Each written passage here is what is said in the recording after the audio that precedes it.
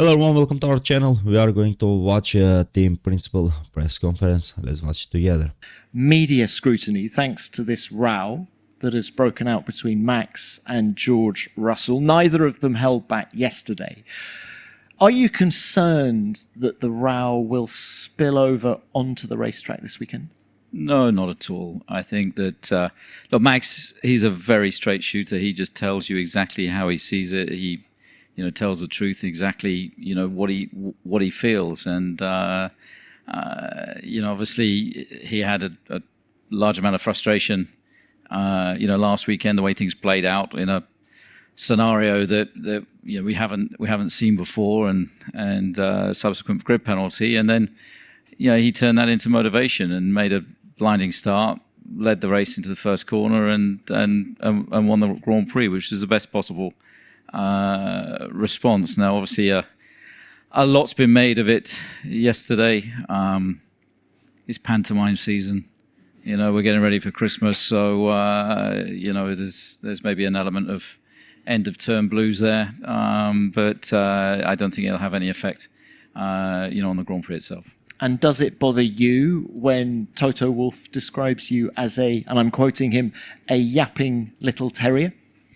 Well, look, I love terriers. I think they're great dogs, and I've had 4 of them. I had a couple of Airedales, which are the king of the terriers. I had a couple of West Highland terriers called Bernie and Flavio. And the good thing about a terrier is they're tremendously loyal. I mean, Bernie, he was an aggressive little dog. He'd go for anybody. And Flavio, he was a bit more chilled out. He liked to spend time. He probably ate a bit too much as well. But look, I think to be called a terrier, is that such a bad thing? They're not afraid of having to go at the bigger dogs. I'd rather be a terrier than a wolf, maybe. Look, Christian, final one from me. There's still a lot of speculation about Checo Perez's future. Yesterday, Liam Lawson said that he'll know about his future next week. You also have Yuki Tsunoda testing the car next week. Have you already made up your mind, or will results this weekend and will Yuki's performance in the test next week still have an influence? Well, first of all, the test with Yuki has been planned for some time, so it's been on the cards for, I think, 3 months or something like that. So it's that's something that's been scheduled. Now, obviously, Checo is our driver. He remains, our driver and contracted to the team. And obviously, this season hasn't gone to anyone's plan. Particularly with Checo's performance in.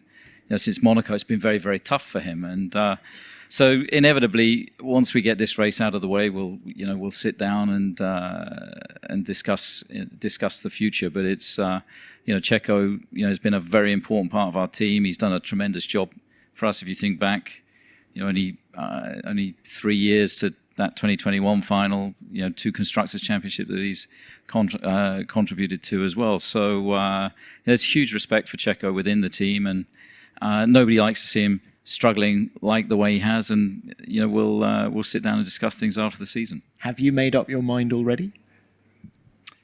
We're fortunate that we got a tremendous pool of talent. It was good to see Isaac Hadjar getting a run out as well in free practice there. We've got 2 talented drivers in VCARB. So.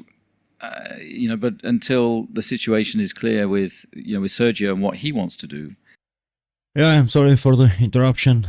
Just if you want to see what's happening actually in the behind the scenes of the Abu Dhabi Grand Prix, you can just check our side channel. We will give you on this video's description. Just don't forget to follow also the channel. Everything else is purely speculation. All right, Christian, thank you for that. Andrea, let's now come to you. It's all come down to the last race. How are the nerves? What's the mood in the camp? I was in a meeting with the entire team yesterday evening, and the message I wanted to share with the team is how impressed I am with the maturity that I see when I interact with all the team members. It's been a fast, steep trajectory for us We had a lot to learn. It's almost a change of status for the team in terms of our competitiveness and what we are competing for. I see that people have learned very fast, even from our people have learned very fast, even from a mindset point of view. And this had led us to be calm at this final race, focused, and full of energy. And Charles Leclerc now has a 10-place grid penalty for a change of battery. Does that take the pressure off a little bit? Not at all. I guess you expected this answer. Not at all. We talk about Charles Leclerc, we talk about Ferrari. It's a very strong combination. I think even with the penalty, wouldn't be surprised if we can see them very rapidly fighting for the front, for the top positions. So nothing changes. We keep remaining calm, focused, and full of energy. Now, Andrea, you've had a lot of success in your career, including many championship titles with Ferrari. What would it mean to you to win the Constructors' Championship as a team principal at McLaren? Well, I understand that this is a personal question, like you ask about meaning for me, but very genuinely I can say that my thoughts are in relation to the team. What this means for the team. McLaren is iconic, prestigious, one of the most important teams in Formula One. We have not won a championship since 1998. So I guess the meaning is making a piece of history. And for me personally, and for the entire team, we will be extremely proud to add to the legacy, to this great legacy. Can I bring it back to you? Would it be your proudest achievement in Formula One? I think all the achievements are so difficult in Formula One. It's so competitive. It would be completely different though. Completely different position. When I was winning at Ferrari, Mattia was sitting next to me for some of the championships. And now we are sitting next to each other in a completely different role and capacity. Very different, but certainly would be one of the ones that I would be most proud in my professional career. All right. Thank you very much. I'm sure there'll be more questions for you in a minute. Mattia, welcome back to the FIA press conference. Can we start just by getting your thoughts on Joe's 8th place in Qatar last weekend and how much of a boost it was for the team to get its first points of the season? It has been an important race for us. It has been an important result. Yeah, we were at 0 point all through the season, and when it's like that, it's somehow very painful for the entire team. And you would like to see progresses, and more than that, trying to score points. And I think we had some great updates and upgrades in the last races, especially from Las Vegas. We know somehow for us to score points, we need someone ahead of us making mistakes or something happening, but just being behind somehow to take the opportunity. And it's what happened in Qatar. And then scoring points has been great. 4 points, which are very important, showing that the progresses are going the right direction, showing that whatever we're delivering is somehow correlating as well with the wind tunnel and the simulator, which for us is very encouraging. So it's encouraging for the team. It has been emotional as well, I have to say, for the entire team. I saw really people in the garage being emotional, someone crying. It has been emotional as well for myself finishing P8. I was not used to be emotional to finishing P8, but so now it's happening because we know where we are, we know where it's coming from.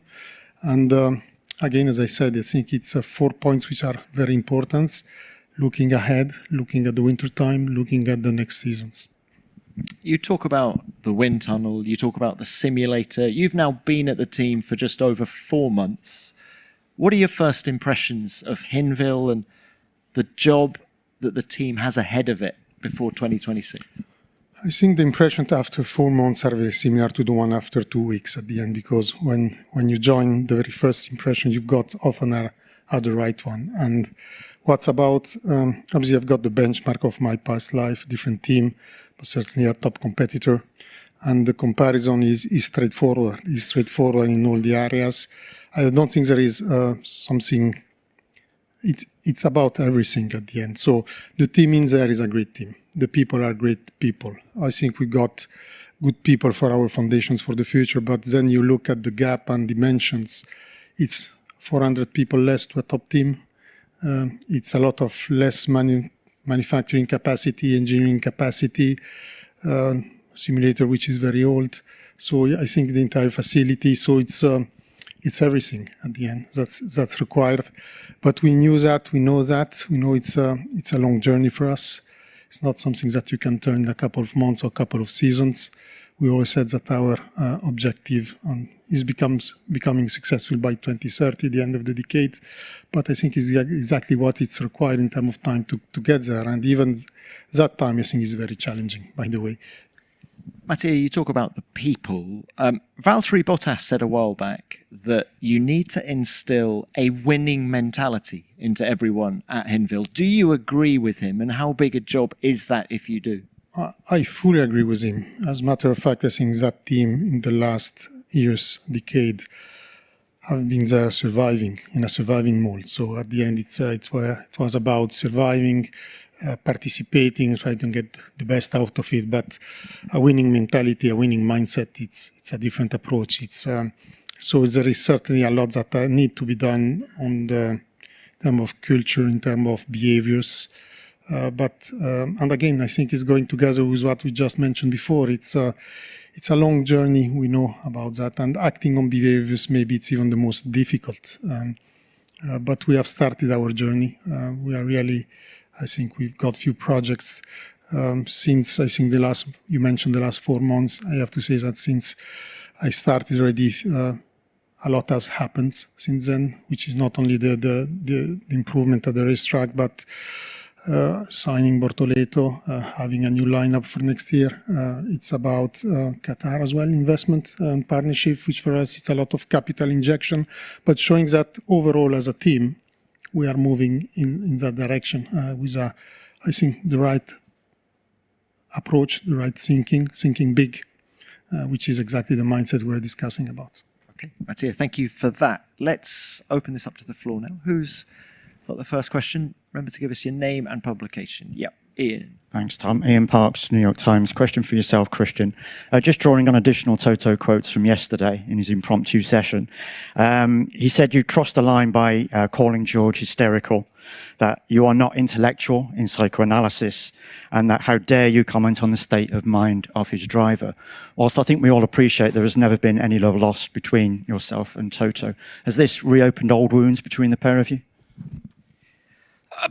Not really. I mean, Toto's quite dramatic, as we all know. I wasn't talking about the psychology of his driver. And when I was referring to hysterics, I was more referring to the roasting that he gave his team when they fitted a set of hards onto the car, when he'd asked for a set of mediums, and expressed his displeasure for the tyre choice that they'd put on the car. I'd get fined if I were to repeat the language that was used in this press conference. So, look, obviously a lot has been said. We know Toto likes to talk a lot, but that's the way it is. I think for us, we just want to finish the season on a high, have a great race, see these guys battle it out, and hopefully everybody then can have a well-earned break, rest after this race. Okay, thanks, Christian. Next one. Yeah. Fred, question for Andrea. If you win the championship, your car will be favorite, and if your car starts the season as Lando started this year, you may have to deal with two drivers fighting each other. Do you plan to change the way you have been behaving with them next year? First of all, I hope you are right. Like, we do want to have that kind of problem. We worked very hard to have a problem of having a car in condition to win races and two drivers in condition to win races. And we know that this one in Formula One always comes with some complications. but these are complications that we have already faced this season to some extent. I think we have always approached that in a cohesive way. Both drivers were always fully aware that we need to find solutions that, first of all, put the interest of the team and then the interest of those of the drivers. And so far, I think this has been a very positive process. It's a process that we plan to carry over onto next season. But before we think about this problem, we need to think, we call it problem, potentially is more of an opportunity. Our focus is to make sure that from a technical point of view, we give Lando and Oscar a car that is in condition to fight for the championship. Because had we done this at the start of this season, without having some underperformance in the early races of the season, then we would have been in condition to fight for the Drivers' Championship for longer. Thank you, Andrea. All right, next one, please. Luke, please. Luke Smith from The Athletic. Christian, another question for you. I know there's maybe not reopened old wounds with Toto, but is the needle always going to be there between you guys, and does it stretch back to 2021? I think there was a picture of you and Toto like smiling with each other. I think it was here either last year or the year before. So like, is it just the ups and downs this relationship is always going to have, or do you think there'll always be this underlying needle? Look, I really don't know. I mean, it needs to be about what you do on the track. I mean, there's a sort of a love-hate relationship where I think, you know, Toto loves to hate me, but you know, it's one of those things. I would have assumed he sort of got a bit more on his plate with, you know, obviously it's Lewis's last race for that team, and yeah, you know, I think they should be celebrating that rather than focusing on other aspects. Okay, thank you for that. Let's come. Where are we going? This side now? Yep. Daniel Horvat, Paddock Magazine. Question for Christian. Christian, can you share us your thoughts regarding the most recent statements by FIA's president saying that drivers should focus on racing while FIA is focusing on making the regulations for the sport? Well, he's absolutely right. I mean, it's down to the FIA being the regulator of the sport to write the regulations and police the regulations. And when you sign up for the championship at the start of the year, you sign on the dotted line to abide by those regs. So, you know, it's not the team's job to write regulations, and nor should it be, because it'd be too much of a conflict of interest in terms of what the intention of those regulations were. So he's absolutely right that it is the FIA to police and regulate the sport. Okay, thank you. Next one. Yeah, John. John Noel from Autosport and Motorsport.com. To Andrea and Christian, the fight at the front of Formula One now is probably closer than it's ever been, with 4 teams fighting for the wins. Next year, you're obviously gunning for the World Championship, but 26 is looming. How big a nightmare is it going to be juggling development for 25, not to sacrifice that championship, but then not compromising your plans for 26? Andrea, sorry. First of all, I would say I agree with you.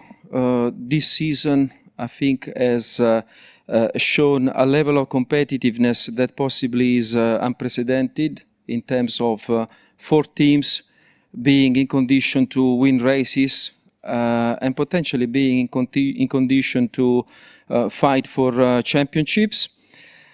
So the standards at the moment are very, very high in Formula One, and to stay competitive, you do have to make a lot of investment in terms of development, in terms of performance, which then sets the challenge that you say, where you actually make these investments.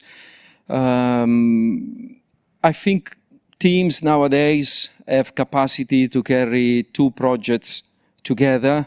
So I don't think we are leaving much performance behind because of having to make a choice as to how we are focusing the development. At some stage, potentially next year, early next year, I would expect you might have to make a call, and this may depend on what realistically are your opportunities to win races and fight for the championship. Yeah, look, it's a tough one because we have the biggest regulation change in probably 50 or 60 years in the history of the sport. So, you know, with that in mind, we hate finishing third in the championship, but the additional wind tunnel time that comes with that is, if you like, the only upside in a year where there is such a dramatic regulatory change. So it's a constant balancing act, and if you are in a tight battle, inevitably your development gets dragged into the season longer, which is particularly hard. I mean, we saw that 21 into 22, where you have a big conceptual change of regs. Obviously the earlier start, the bigger advantage you have. But if there is a tight championship and it does go down to the wire, then that's going to be a tough balancing act for the different teams to choose how they apportion their resource. Thanks both. Right, next one.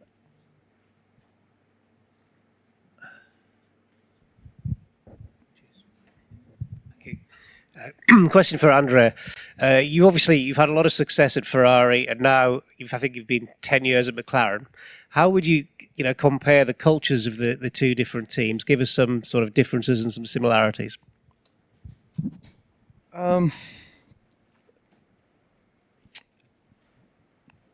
Interesting question, because when we talk about culture, there's many angles, many aspects that you can consider to define the culture. But actually, before we talk about the differences, I would say that there are some fundamentals that are very, very similar. The commitment of the people, the passion. Sometimes I hear like the passion in the Italian team and more of a cold approach, which I can definitely say that's not true. The motivation, the passion that we have in the McLaren team is definitely comparable with what I was used to when I was at Ferrari. Striving for excellence is something that is in common, is an easy conversation to have with people, saying we need to raise the bar, and everyone understands and everyone try their best. So actually for me, moving from one team to the other, I didn't have to, think in a different way. I think what I've definitely found that was very powerful at McLaren was that when we had agreement, when we identified common solutions, when we put in place some kind of, let's call it rules, behaviors, or what all together principles that can form the culture, then I think the team members, the people were pretty consistent in sticking with what was agreed. And in this sense, this made progress easy. Like it was possible to progress based on plans. It was possible to progress based on what we agreed all together that should have been the journey of the team. How about the food? From this point of view, some work is still to be left on my table as a team principal. All right, thank you. Next one, please. Yep. Yeah, Adam. Adam Cooper, one question for Christian. You signed or you announced Checo on June the 4th, and at the time you said it was an important time for the team. You talked about stability and continuity. Obviously there was a lot going on, doubts about Max's future. Can you clarify why you felt the need to sign him so early? Do you have any regrets about making that call? And could you have weathered that storm without signing him and having him tied up? Well, obviously, at the time, Sergio was, performing extremely well. I think he had, 4 podiums in the first 5 races. And in order to settle his mind and extend that run of form for the rest of the season, we elected to go early, which obviously didn't work. So, that's just life sometimes. And I think, Checo, you have to look beyond this year for the contribution that he's made to our team. He's been a great team player. He's a great person. He's extremely popular within the team. He's worked very hard over the 4 years that he's been with us. He's played a vital role in the Constructors' Championships that we've won, the 5 Grand Prix victories that he had, in our car. It's been the most successful pairing that we've ever had, finishing first and second in the Drivers' Championship, last year. So I think, nobody more is frustrated with the results than Checo from his own high standards. And that's obviously been painful for him, for the team, and we've worked tremendously hard to try and support him, and we'll continue to do so all the way up until the Chequered Flag on Sunday, where hopefully he can get a good result at the final race of the year. Thank you, Christian. Another one.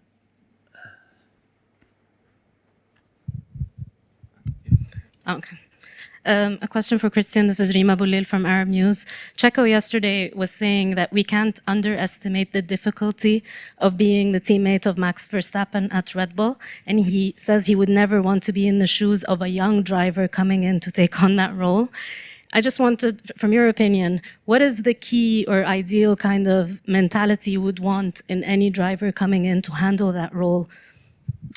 Well, I think probably being Max's teammates the toughest drive in Formula One, because he's such a high standard, such a high bar, and his performances are just relentless.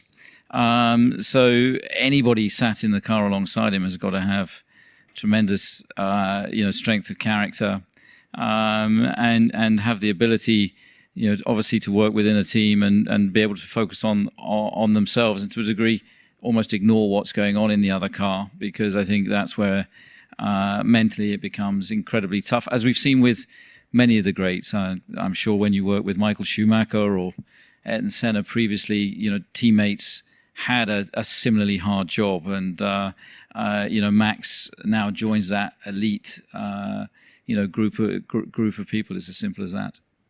Thank you, Christian. If we're quick, we can do one more. Molly Hudson for The Times. Question for Christian. Do you believe that Max said what George alleges? And just to finish off on more Toto, he called you weak for not standing up to Max enough. Do you believe that to be the case? We're definitely having a go on the Toto theme today, aren't we? Well, in answer to your question, first of all, Max does nothing but tell the truth. So I believe 100%, what he said to be accurate. Of course, there's other people in those steward rooms as well, and they also came back and reported that they were quite surprised at the, if you like, the approach that was taken. Regarding Toto's other comments, I'm not going to raise to the bait of that. Everybody manages themselves in their teams in different ways. We've won 122 races. We won 14 world championships. I think we're doing all right. Thank you for that, Christian. Thank you to all three of you. We will leave it there. Best of luck for the rest of the weekend. Thank you. Yeah, we are at the end of the press conference. As always, just don't forget to like the video, comment it, and subscribe to the channel.